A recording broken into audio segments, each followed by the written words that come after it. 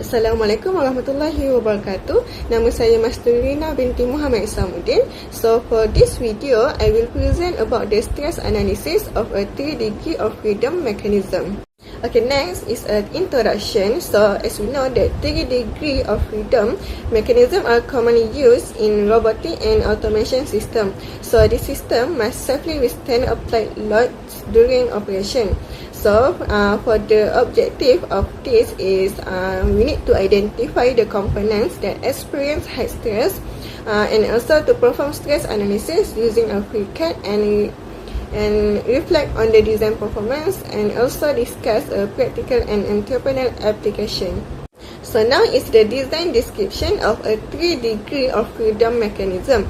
So my design of the mechanism consists of a circular base plate and 3 vertical cylindrical columns, and on the top plate is a triangular and also includes a spherical joints. So the base plate is fixed and the column acts as the load bearing members, and the load is applied at the 3 vertical cylindrical columns. So due to this load path, the stress is expected mainly in the columns and joint regions. Okay, next, several critical components were identified. So first of all, the vertical columns experience high compressive stress as they suffer the applied load. And the second one is the column top plate connection are prone to stress concentration during load transfer. Finally, the column base connection experience a lower stress because the base is fixed.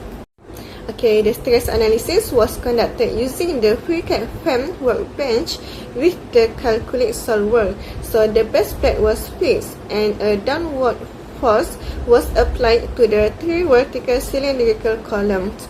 Okay, so a fine mesh was generated using a GMS hash to ensure accuracy, especially at a joint regions. So 1 meter stress was used to evaluate the stress distribution in the mechanism. So for the material solid, I use a Calculate steels, and then for the constraint fixed, I put at the bottom of the base platform.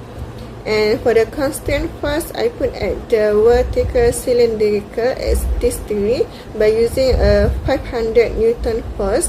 And for the CCX result, I use a 1 meter stress, and then by slide this, you can see the cylindrical fall because it have applied a force at this. Based on the result, several improvements are proposed. So the fillet can be added at joint regions to reduce a stress concentration, and a column geometry can be optimized by increasing the diameter or using a hollow section. And also the load distribution can improve to become a better top plate design and become a stronger lightweight materials and enhance a performance. So this mechanism can be applied in robotic platform, positioning system, and adjustable support structures. So from an entrepreneurial perspective, optimizing material usage reduces production cost. So by using a lightweight and recyclable materials, it improves energy efficiency and sustainability, and also increasing the commercial value of the design. Okay, first, in terms of material efficiency, the geometry was optimized using stress analysis.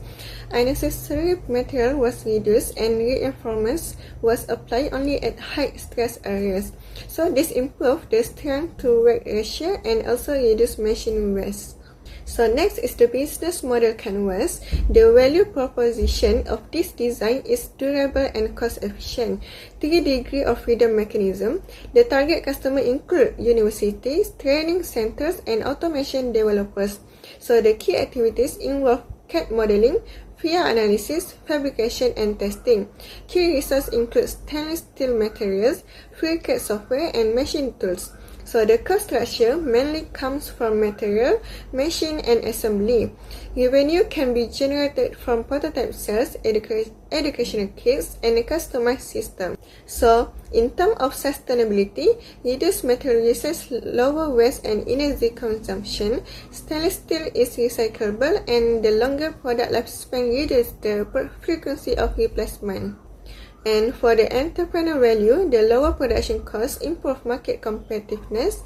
The modular design allows product variation and customization, and the mechanism is suitable for small-scale commercialization and trainer kits. Okay, for this slide, it's about the cost estimation for the prototype. So based on the table 7.1, it showed the total estimate material cost between 147 and 185 ringgit Malaysia per unit. So this value is obtained by summing the individual component cost listed in the table, including the bottom platform, top platform, connecting link, joints, and fasteners.